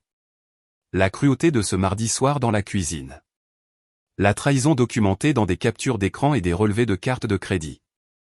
Vous pouvez toujours renoncer à cela, a dit Patricia doucement. Vous n'êtes pas obligé de déposer si vous n'êtes pas prête. J'ai pensé au visage de Joseph quand il m'a dit que je le dégoûtais. J'ai pensé à l'appartement de Vanessa où il passait des nuits qui auraient dû être les nôtres. J'ai pensé au reçu de Tiffany S pour des bijoux que je n'avais jamais vus. J'ai signé les papiers. Patricia a hoché la tête, les a rassemblés efficacement. Je m'arrangerai pour qu'ils soient signifiés à son bureau. Public, professionnel. Pas de place pour qu'il fasse une scène. Merci. Ça va devenir les, a-t-elle prévenu. Il va se battre. Ils le font toujours quand l'argent est impliqué. Qu'ils se battent. J'ai les preuves. Oui, vous les avez. J'ai quitté son bureau en me sentant plus légère que je ne l'avais été depuis des mois, comme si j'avais porté quelque chose de lourd et que je l'avais finalement posé. J'étais dans un café 2 heures plus tard en réunion avec un client pour une refonte de site web quand mon téléphone a vibré avec un SMS de Patricia. Fait. Il a été signifié. Mon téléphone a commencé à sonner 30 secondes plus tard. Le nom de Joseph sur l'écran. Je l'ai mis sous silence et je me suis retourné vers mon client. Donc, nous pensons à une esthétique propre et moderne, disait le client. Rien de trop encombré. Mon téléphone a vibré à nouveau. Un autre appel. Je l'ai ignoré. Navigation minimaliste, ai-je dit, sortant mon carnet. 3 sections principales sur la page d'accueil. Quelles sont vos priorités? Au moment où la réunion s'est terminée 1 heure plus tard, Joseph avait appelé 17 fois. J'ai fait défiler les messages vocaux plus tard en retournant à mon appartement. Amanda, c'est quoi ce bordel? Rappelle-moi. Je ne comprends pas ce qui se passe. Il faut qu'on parle. C'est de la folie. Tu ne peux pas juste demander le divorce sans en discuter avec moi d'abord. Sa voix progressait de la confusion à la colère puis à quelque chose proche du désespoir au dernier message. S'il te plaît, appelle-moi juste. Nous pouvons arranger ça. Je sais que nous le pouvons. Je les ai tous supprimés sans répondre. Au lieu de cela, j'ai envoyé un seul SMS. Tu as dit que tu ne supportais pas de me regarder. Maintenant tu n'as plus à le faire. Puis j'ai éteint mon téléphone et je suis rentré chez moi. Je venais de franchir la porte quand quelqu'un a commencé à marteler de l'extérieur. Fort, agressif, impossible à ignorer. Amanda, ouvre la porte. J'avais fait changer les serrures cet après-midi-là. Appelé un serrurier juste après ma réunion avec Patricia. Mon nom était sur le bail. J'avais tous les droits. J'ai ouvert la porte mais je suis resté dans l'embrasure bloquant son entrée. Qu'est-ce que tu veux, Joseph? Il avait l'air vraiment choqué. Comme s'il ne pouvait pas croire que j'étais réellement allé jusqu'au bout. Qu'est-ce que je veux? Tu as demandé le divorce sans même me parler. J'ai presque ri. Tu veux dire comme la façon dont tu as commencé une liaison sans me parler? C'est différent. Comment? En quoi est-ce différent? Il a essayé de me pousser pour entrer dans l'appartement. Je n'ai pas bougé et il n'était pas prêt à forcer physiquement son passage. C'est mon appartement aussi, a-t-il dit. En fait, non. Vérifie le bail. Seul mon nom y figure depuis que nous avons emménagé. Tu es le bienvenu pour récupérer tes affaires avec un préavis de 24 heures. Par écrit. Son visage est devenu rouge. Tu ne peux pas faire ça. Je l'ai déjà fait. J'ai sorti mon téléphone et ouvert les captures d'écran à nouveau. Lui ai montré les SMS avec Vanessa, les reçus d'hôtel, les frais de carte de crédit montrant des dîners et des cadeaux que je n'avais jamais reçus. Tes parents ont mis une clause d'infidélité dans notre contrat de mariage, ai-je dit calmement. Si l'une des parties peut prouver que l'autre a été infidèle, le tricheur repart avec seulement ses biens individuels. Pas de biens communs, pas de pension alimentaire, rien. Je l'ai regardé traiter cette information. Vu le moment où il a compris ce qu'il était sur le point de perdre. Tu repars avec ce qui est à toi, ai-je continué. Je repars avec ce qui est à moi. Signe les papiers ou fais traîner ça au tribunal. Ton choix. Il a commencé à pleurer alors. De vraies larmes coulant sur son visage. Le genre de performance conçue pour manipuler. Je t'aime, a-t-il dit, la voix brisée. Je sais que j'ai merdé, mais je t'aime et nous pouvons arranger ça. Je l'ai regardé et je n'ai rien ressenti. Pas de colère, pas de tristesse, juste une certitude froide et claire que c'était fini. Non, ai-je dit. Tu aimes l'idée de ne pas perdre la moitié de tes biens, mais c'est trop tard pour ça. J'ai reculé et fermé la porte, verrouillé, je suis resté là à l'écouter marteler pendant 5 minutes de plus avant qu'il ne parte finalement. Et c'est là que j'ai su que j'avais gagné. Le lendemain matin, je me suis réveillé avec 3 emails d'une adresse que je ne reconnaissais pas. Les lignes d'objet étaient assez claires, concernant la procédure de divorce Parker contre Parker.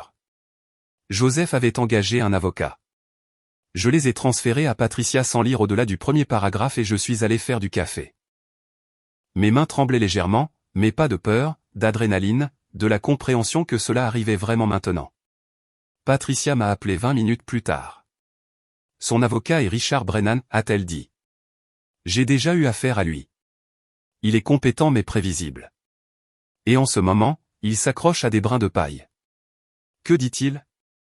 Que vous avez obtenu des preuves illégalement? Que le contrat de mariage devrait être invalidé? Que vous avez abandonné le mariage émotionnellement avant que Joseph ne soit impliqué avec Vanessa? Tactique de diversion standard quand les preuves sont contre eux. Peut-il vraiment argumenter ces choses?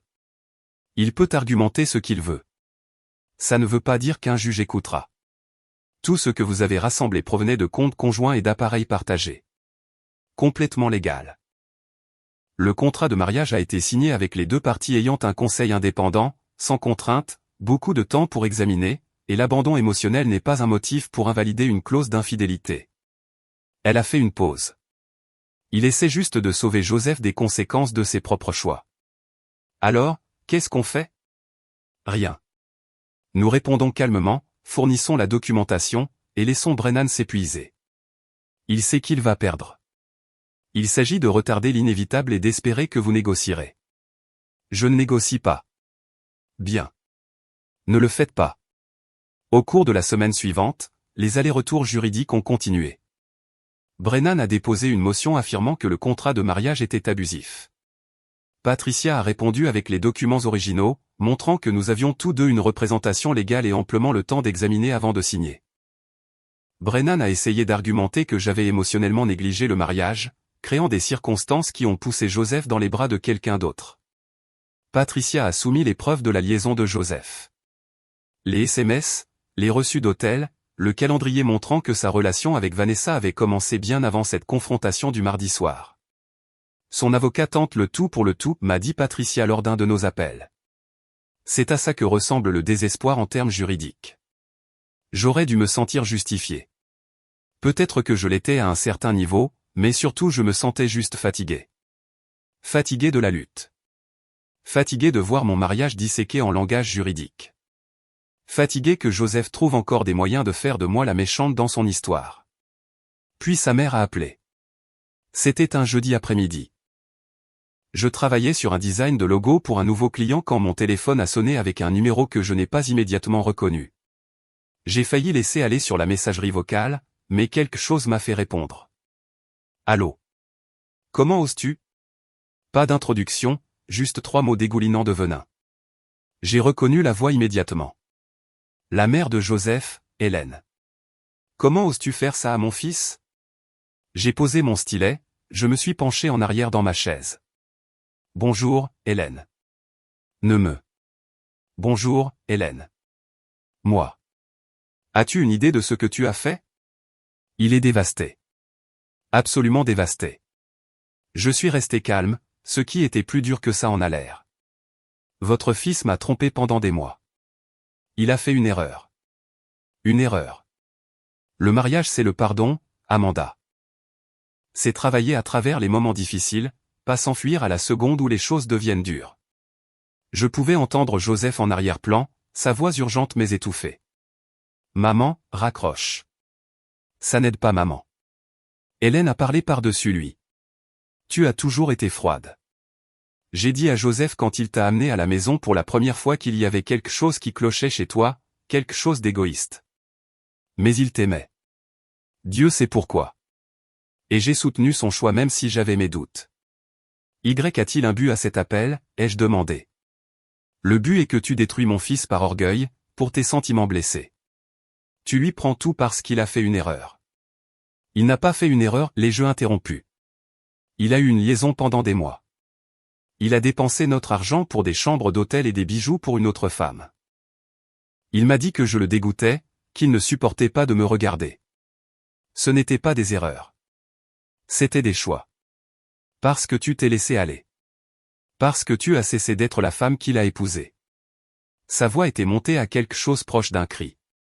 J'ai tenu le téléphone loin de mon oreille un instant, pris une respiration, puis les ramené.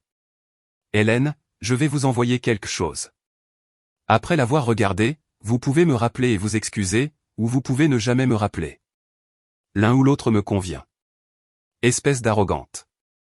J'ai raccroché. Puis j'ai ouvert mon téléphone et je lui ai tout envoyé. Les captures d'écran des SMS de Joseph à Vanessa, les relevés de cartes de crédit montrant les hôtels et les restaurants, le reçu des bijoux, les données de localisation, chaque pièce de preuve que j'avais rassemblée.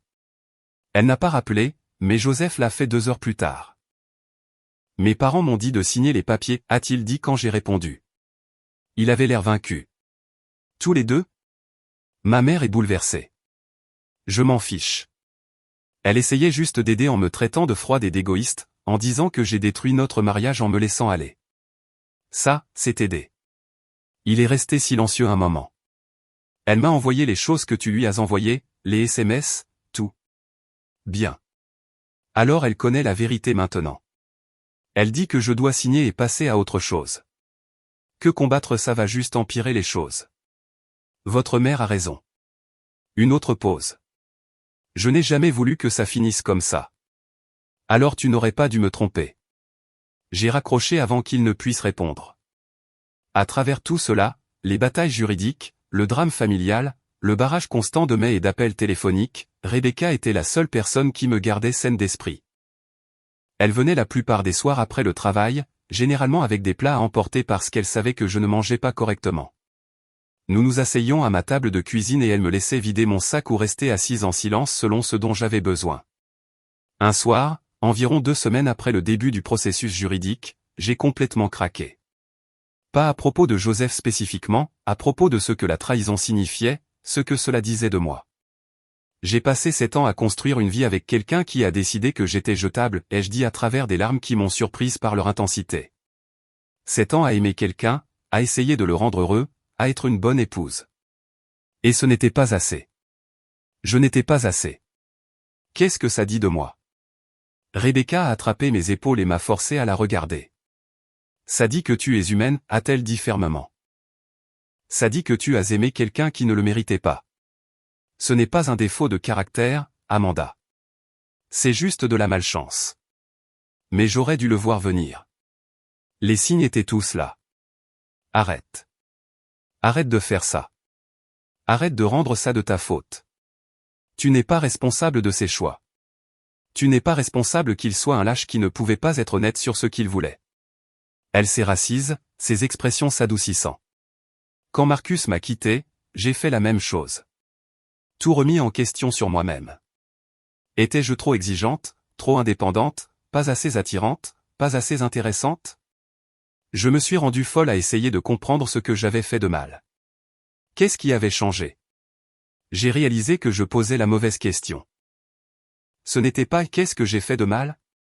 C'était « pourquoi suis-je resté si longtemps avec quelqu'un qui me faisait sentir que je devais être quelqu'un d'autre pour être aimé ?» Elle a tendu la main à travers la table et a serré la mienne. Tu vas traverser ça. Et de l'autre côté, tu seras meilleur que tu ne l'as jamais été. Je ne l'ai pas cru ce soir-là, mais je le voulais. 3 semaines après avoir déposé la demande, nous nous sommes réunis au bureau de Patricia pour la conférence de règlement. Joseph avait finalement accepté de signer. La salle de conférence semblait trop grande et trop petite en même temps. Trop grande pour nous 4, moi, Joseph, et nos avocats respectifs. Trop petite pour toute la douleur et la colère et la trahison que nous y avions apportées. Nous étions assis l'un en face de l'autre à la longue table de conférence. Il avait l'air terrible, comme s'il n'avait pas dormi, comme si le poids des conséquences s'installait enfin sur ses épaules. Patricia et Brennan ont passé en revue chaque détail avec une précision méthodique. Division des biens basée sur la clause d'infidélité. Qui gardait quoi? Calendrier pour que Joseph déménage ses affaires de l'appartement. Division du petit montant que nous avions en épargne commune après que j'eus déjà transféré ma part sur mon compte privé. Joseph continuait de me regarder comme s'il attendait quelque chose, que je m'effondre, que je change d'avis, que je dise que tout cela était une erreur et que nous pouvions recommencer. J'ai gardé mon visage neutre, signé là où Patricia l'indiquait. N'ai pas dit un seul mot directement à lui.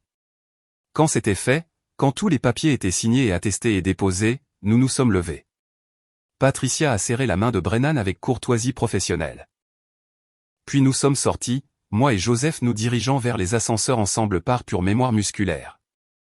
L'ascenseur est arrivé. Nous sommes entrés, avons descendu 14 étages dans un silence complet. Quand nous avons atteint le garage, il s'est arrêté près de sa voiture. J'ai continué à marcher vers la mienne. Amanda, je me suis arrêté mais je ne me suis pas retourné. Alors c'est ça, a-t-il dit. C'est en juste parti.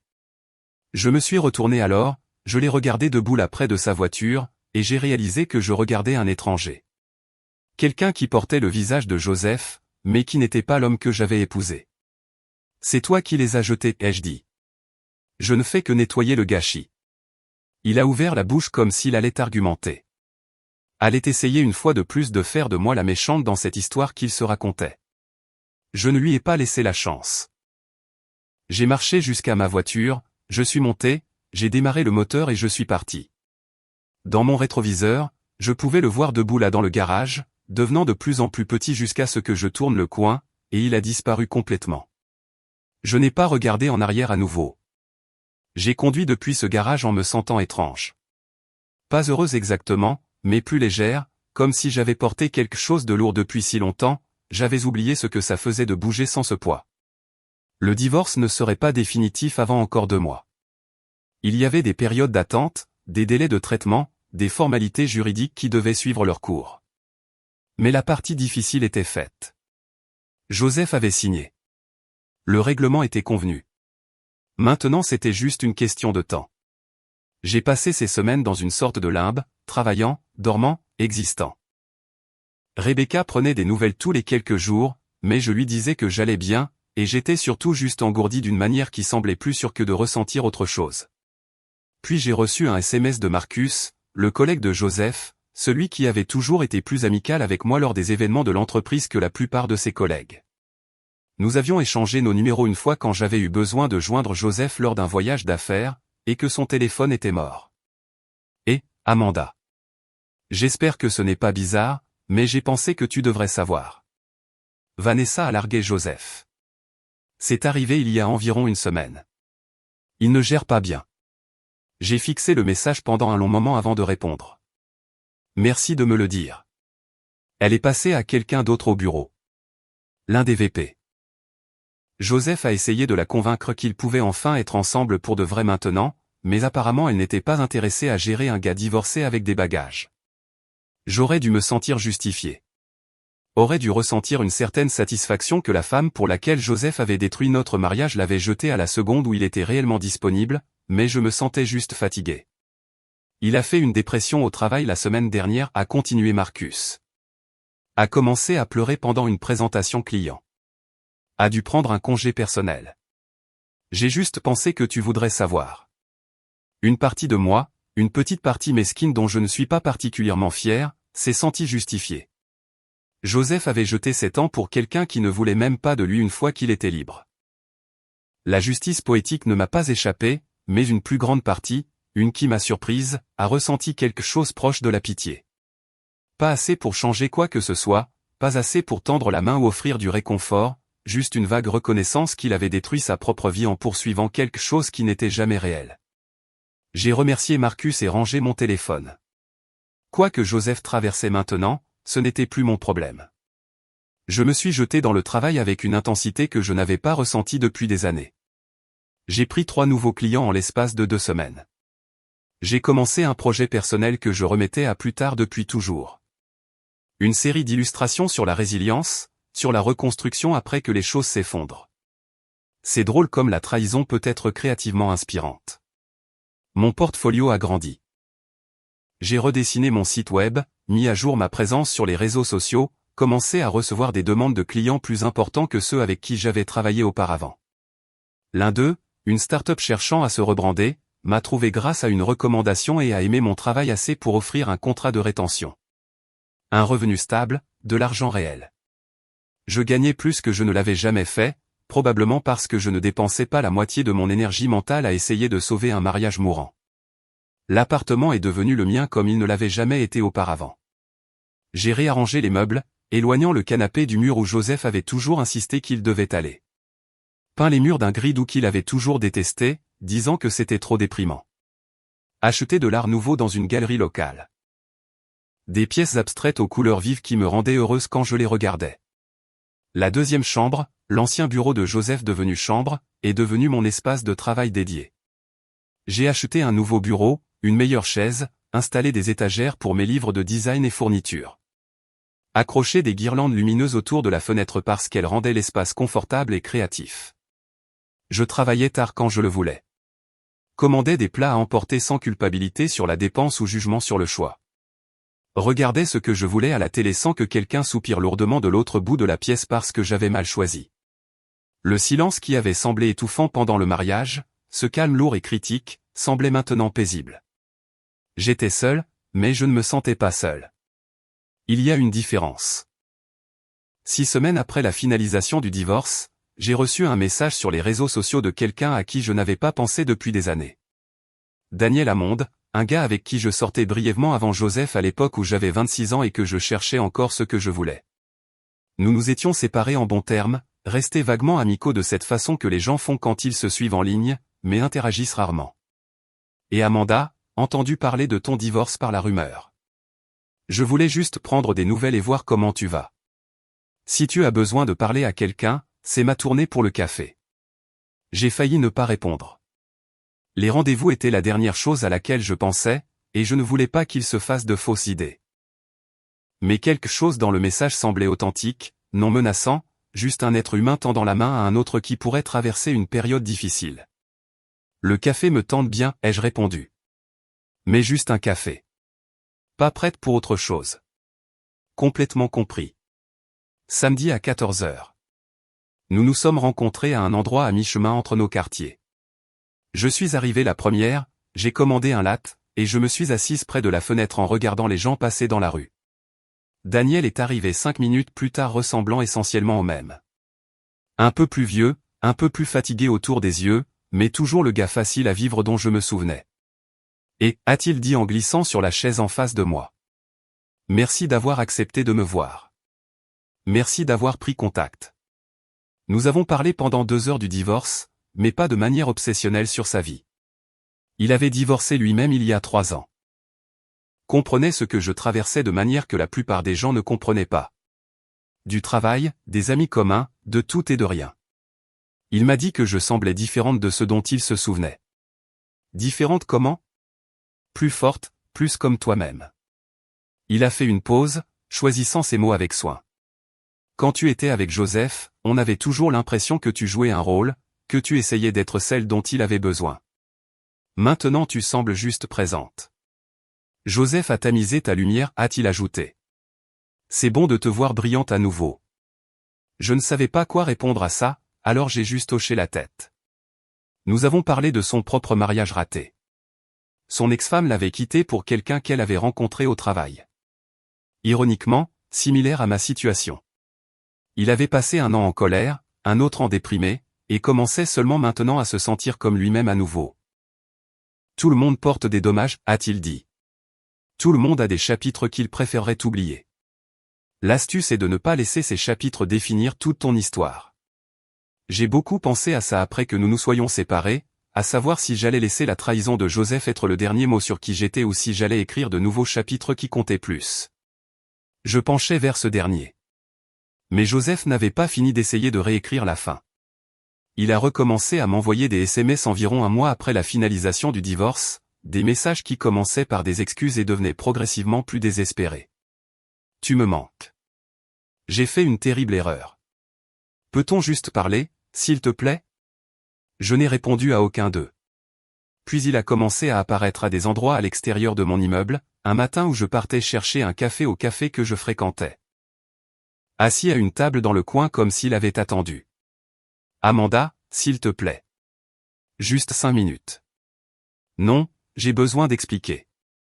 Il n'y a rien à expliquer. Nous avons fini. Passe à autre chose.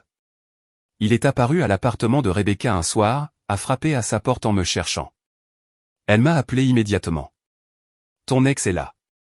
Tu veux que j'appelle les flics ou juste lui dire de partir? Dis-lui de partir. S'il ne le fait pas, appelle les flics. Elle a dû être convaincante parce qu'il est parti. Mais le schéma a continué.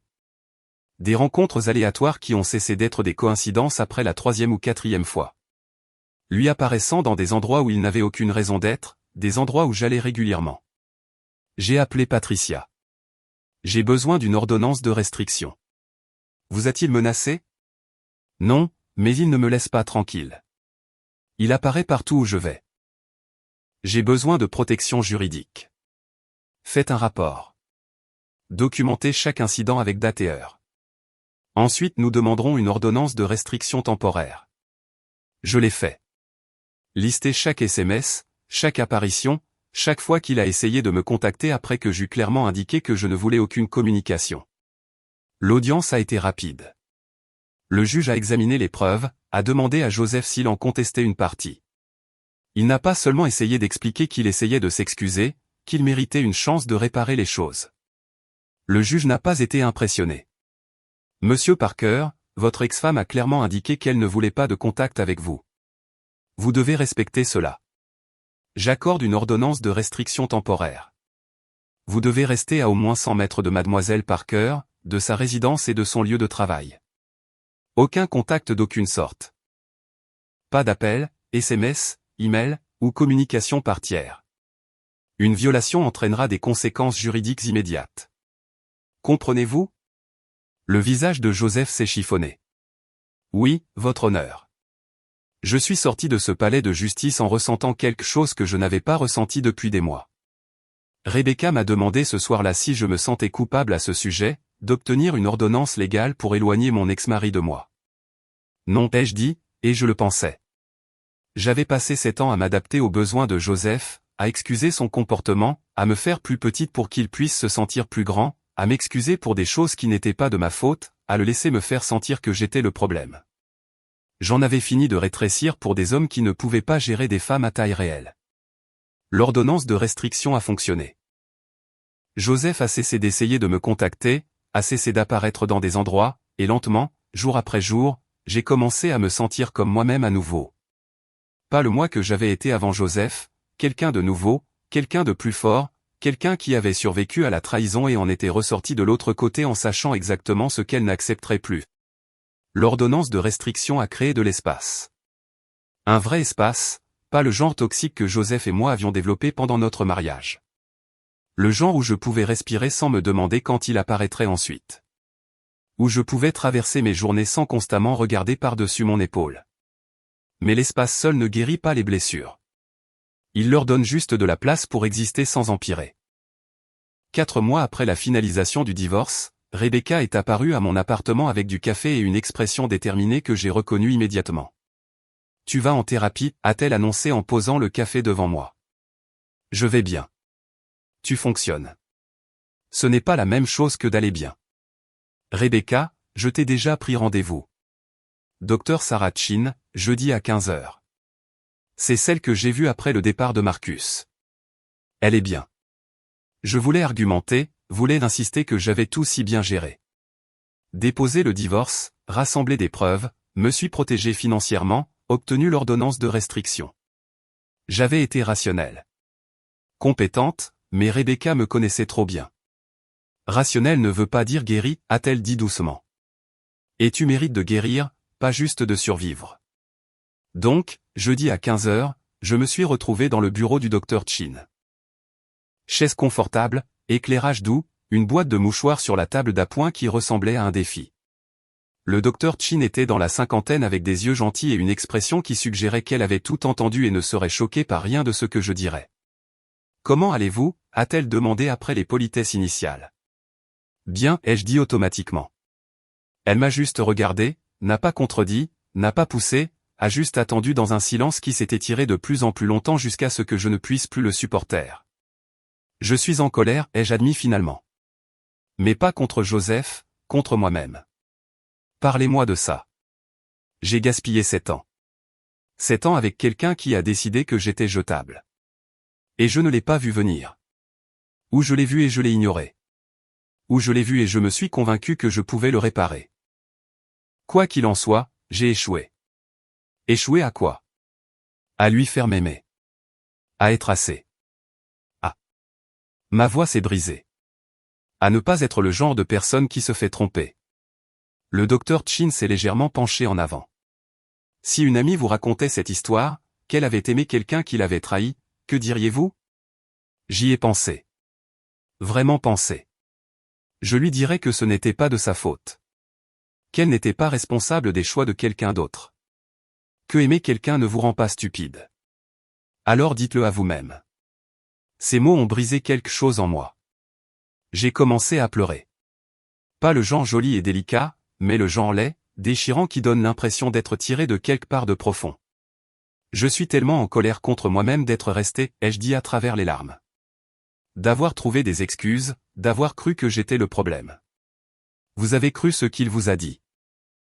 Ce n'est pas un défaut de caractère. C'est être humaine. Au fil des mois suivants, le docteur Chin et moi avons travaillé sur tout. Pas seulement le mariage et la trahison, mais les schémas qui m'y avaient conduite. Comment j'avais confondu sacrifice de soi avec amour.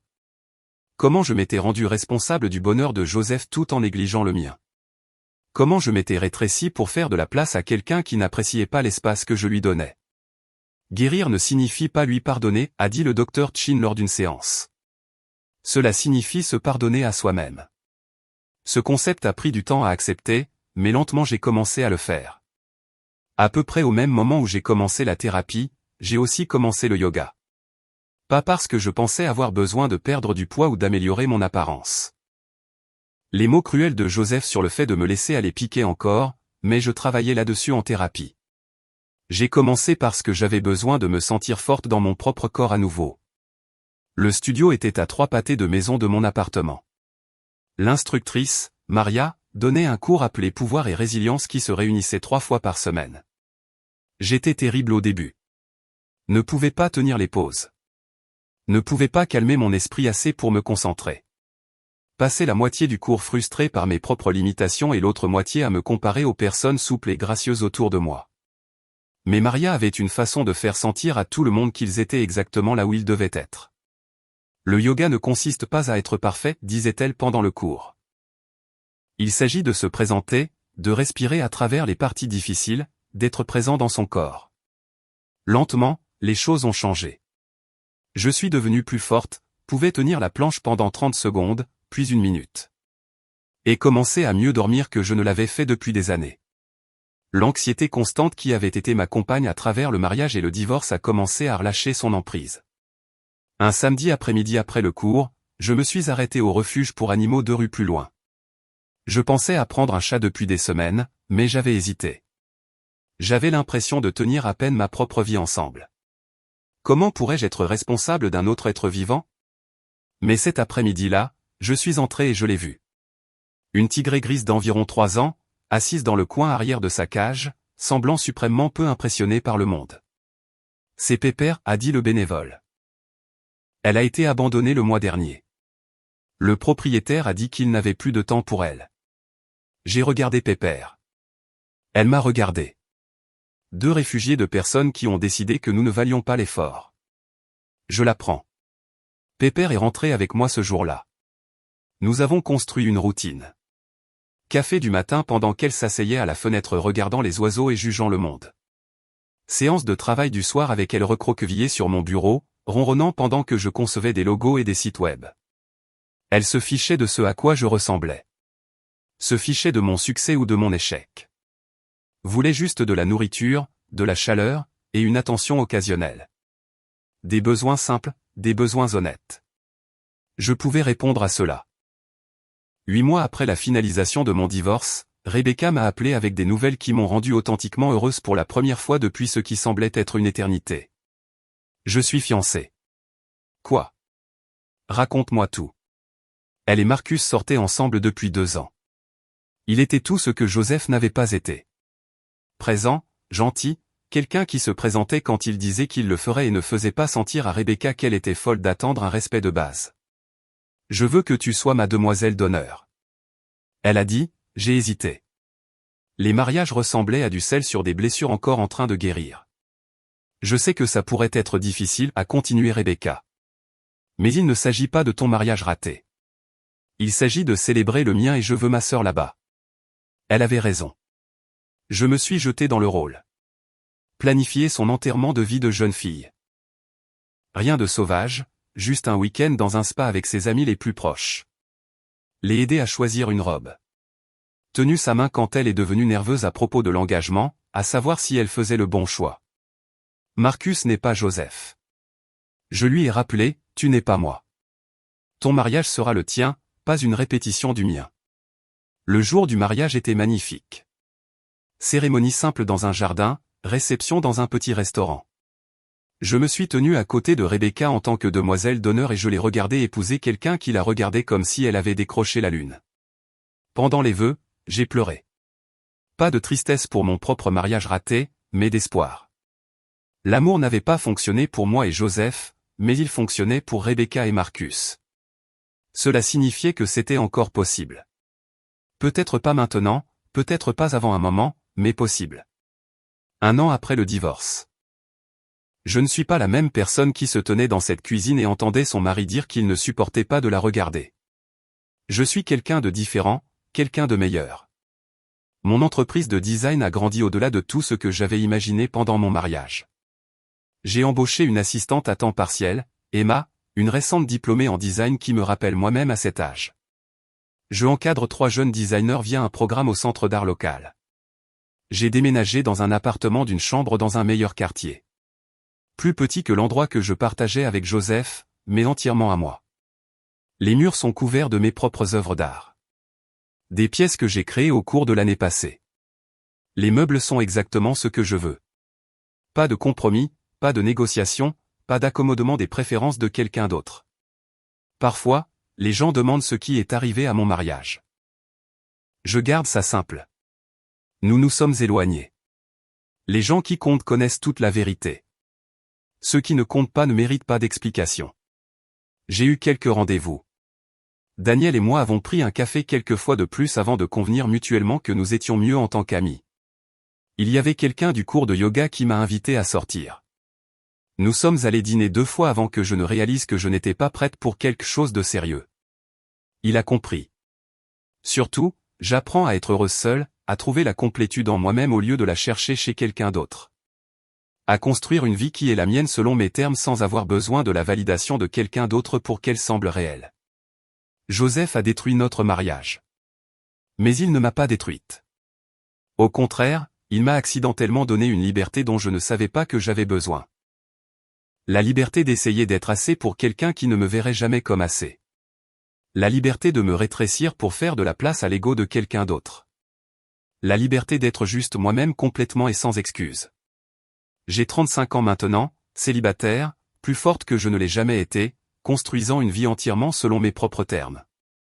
Et honnêtement, je n'ai jamais été aussi heureuse. Certains matins, je me réveille dans mon appartement, mon espace, mes règles, ma paix, et je me sens authentiquement reconnaissante. Pas reconnaissante pour la trahison ou la douleur, mais reconnaissante pour ce qui est venu après, qui je suis devenue quand j'ai arrêté d'essayer de sauver quelqu'un qui ne voulait pas être sauvé et commencé à me sauver moi-même à la place. Joseph a fait son choix quand il a décidé que j'étais jetable. J'ai fait le mien quand j'ai décidé que je ne l'étais pas. Et à la fin, je suis parti avec quelque chose qu'il n'aura jamais. La connaissance que je peux survivre au pire que quelqu'un puisse me faire et en ressortir plus forte de l'autre côté. Cela vaut plus que n'importe quel mariage qui exigeait que je sois moins que je ne suis. Si cette histoire de calcul froid et de vengeance silencieuse vous a tenu en haleine, éclatez ce bouton j'aime tout de suite. Ma partie préférée a été quand Amanda a confronté Joseph avec toutes les preuves et a regardé son visage devenir pâle. Quel a été votre moment préféré? Dites-le dans les commentaires ci-dessous. Ne manquez pas d'autres histoires époustouflantes comme celle-ci. Abonnez-vous et appuyez sur cette cloche de notification pour ne jamais manquer une mise en ligne.